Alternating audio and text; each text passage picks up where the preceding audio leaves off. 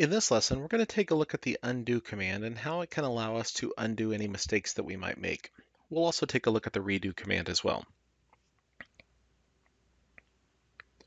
I'm going to start by drawing a few shapes on screen to work with, and I'm also going to perform a modify command. Specifically, I'm going to move this fastener into place. However, I'm going to make a mistake and not quite put it in the correct spot. So I'm going to want to undo this. The undo command is located on the quick access toolbar at the top of the screen.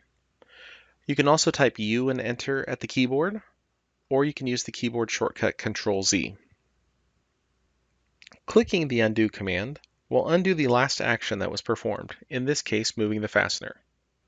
If I continue to click undo, I can undo the previous items I drew as well. AutoCAD also has a redo option, so if I undo too many times, I can choose the redo option instead. When I click the redo command, you can see that it brings back the previous items that were undone.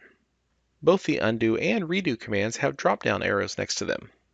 Selecting the drop-down arrow reveals all of the previous commands that were performed. This makes it very easy to undo several different commands at once, or redo several different commands at once. One word of warning: after using the undo command, you can use the redo command as long as no other actions have been performed. For example, if I undo several times, you can see that the redo arrow is active. If I do something as simple as roll my mouse wheel to zoom in or out, you can now see the redo command is no longer available. This concludes our look at the undo and redo commands in AutoCAD.